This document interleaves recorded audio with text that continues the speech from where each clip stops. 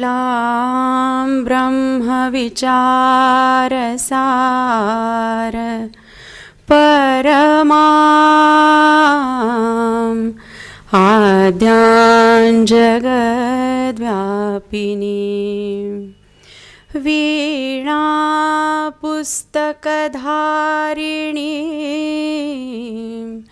अभयदां जाड्यान्धकारापहां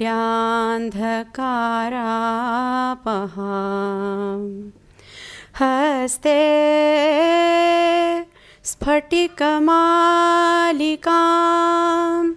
विदधतीं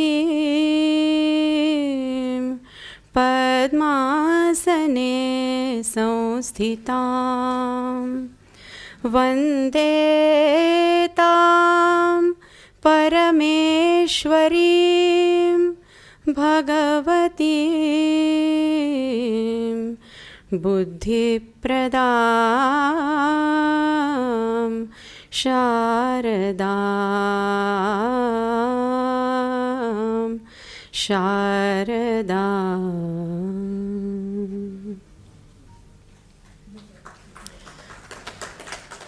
माता सरस्वतीचे आशीर्वाद घेऊन मुळामुठा पब्लिशर्सच्या वतीनं सॉल्स्टाइस ॲट पानिपत 14 जानेवारी 1761 ह्या पुस्तकाच्या प्रकाशन सोहळ्यानिमित्त आजच्या सोहळ्याचे अध्यक्ष शिवशाहीर माननीय बाबासाहेब पुरंदरे, प्रमुख पाहुणे ज्येष्ठ इतिहासतज्ञ माननीय निनादजी बेडेकर आणि विशेष अतिथी ज्येष्ठ शिक्षणतज्ञ आणि ज्येष्ठ क्रीडापटू साहसपटू श्री NK उर्फ आबासाहेब महाजन, या तीनही अतिथींचं आणि उपस्थित सर्व इतिहासप्रेमींचं मी मंजिरी धामणकर मनपूर्वक स्वागत करते. ह्या पुस्तकाचे लेखक आपल्याला माहिती आहेत, डॉक्टर उदय कुलकर्णी. ते सर्जन या शब्दाच्या इंग्रजी आणि संस्कृत अशा दोन्हीही अर्थांशी उदय कुलकर्णी यांचा घनिष्ठ संबंध आहे. AFMCमधून MBBS झाल्यानंतर ते इंडियन नेव्हीमध्ये रुजू झाले. नंतर बॉम्बे युनिव्हर्सिटीमधून पोस्ट ग्रॅज्युएशन केलं आणि 16 वर्षातल्या नेव्हीच्या सेवेनंतर सर्जन कमांडर ह्या पोस्टवरून त्यांनी व्हॉलंटरी रिटायरमेंट घेतली. आता हा झाला लौकिक अर्थाने शिक्षणाचा व्यवसायाचा भाग. पण उदय कुलकर्णी यांना इतिहासाची गोडी ही लहानपणापासूनच होती. त्यांचे आजोबा हेच हिस्ट्री टीचर होते आणि पहिलं पुस्तक त्यांनी जेव्हा लिहिलं अर्थातच इतिहासावर, तेव्हा त्यांचं वय होतं फक्त 10 वर्षांचं आणि त्या पुस्तकाचं नाव होतं टू दरबार्स. नेव्हीतून निवृत्तीनंतर उदय कुलकर्णींनी पुण्याला प्रॅक्टिस सुरू केली आणि पुणे युनिव्हर्सिटीचा कम्युनिकेशन अँड जर्नलिझमचा कोर्स केला.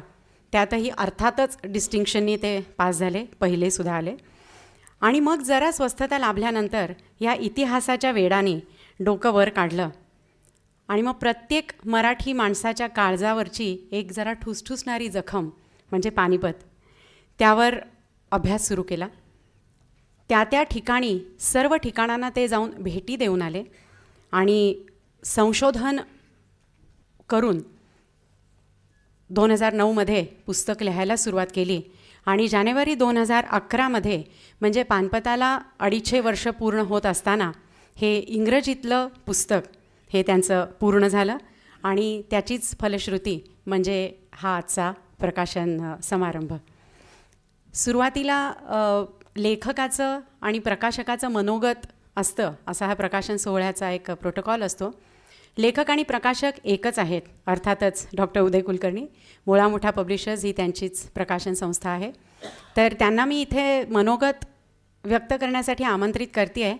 पण ह्या लेखकाचं आणि प्रकाशकाचं मनोगत जरा वेगळं असणार आहे.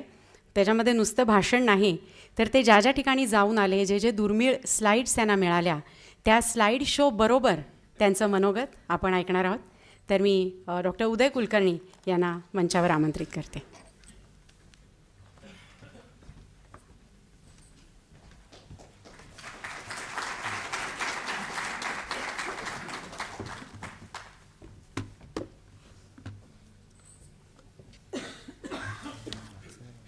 आणि एवढं काही मला वाटत नाही की मी काही अचीव केलं आहे. पण एनिवे आपणा सर्वांशी इथे अतिशय स्वागत असं आहे. आज मी इंग्रजीत बोलणार आहे कारण पुस्तक इंग्रजीत आहे आणि कदाचित मी त्यात जास्त स्वाभाविकपणे बोलू शकेन म्हणून इंग्रजी भाषेत बोलतो आहे. तर मधून मराठीसुद्धा बोलत जाईन. रिस्पेक्टेड शिवशाहीर श्री बाबासाहेब पुरंदरे, इतिहास तज्ज्ञ शिवभूषण श्री निनादजी बेडेकर, माझे रिस्पेक्टेड गुरुवर्य Mahajan sir, distinguished members of the audience, ladies and gentlemen. Not too long ago, in a packed and overflowing hall with not a single seat available for love or money, I was standing somewhere near a wall, 40 feet from the stage, and Ninadji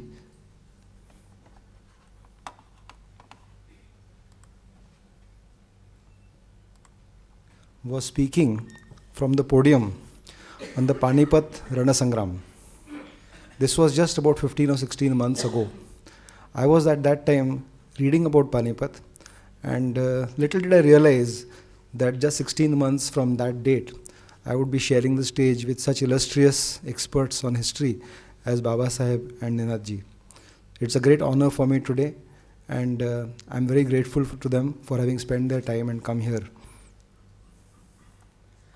All of us have some hobbies that we pursue from a very young age, and I remember I read historical stories with great interest. We were fortunate we did not have TVs, computers, mobile phones which distracted us, and therefore we read a lot.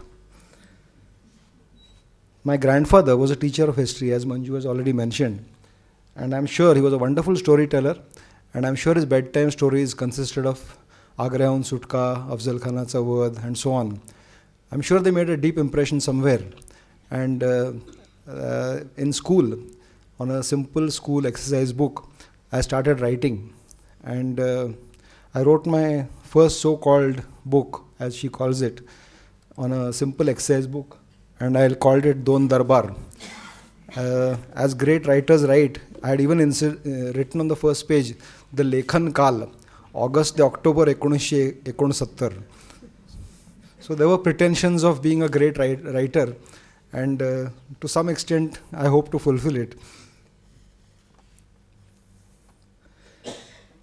At that time I did not get a publisher to publish that book, and probably that led me to become a publisher myself today. And this book is before you. So 40 years, the life has come a full circle. The Panipat battle was a great disaster. That's the collective consciousness of the Marathi people, that it was a great defeat. When Nanasaheb Peshwa was at Bhilsa, 10 days after the Battle of Panipat, he intercepted a courier of a banker, and from his dispatch bag, a message fell out. दो मोती गलत, 10-20 अशरफत, रुपयों की गणती नहीं. 2 pearls have been dissolved, 27 gold coins have been lost, and the silver and copper, the total cannot be cast up.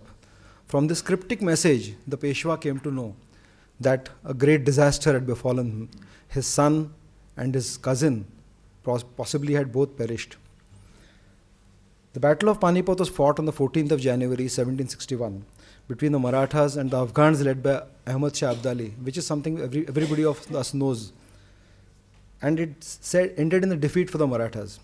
Yet, it was not a victory for the Afghans. For just a couple of months later, we find Ahmad Shah Abdali leaving Delhi and returning to his homeland because his soldiers would not stay here any longer.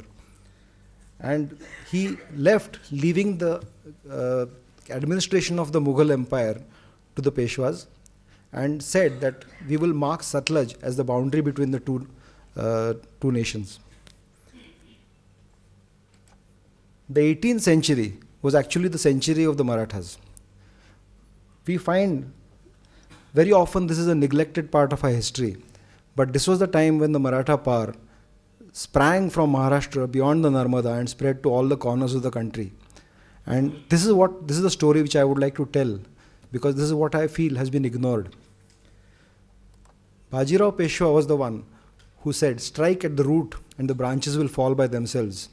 Listen but to my counsel and the Maratha flag will fly on the walls of Attock." He said this in 1723, and less than 40 years later, the Maratha flag did fly not only in Attock but even beyond that in Peshawar.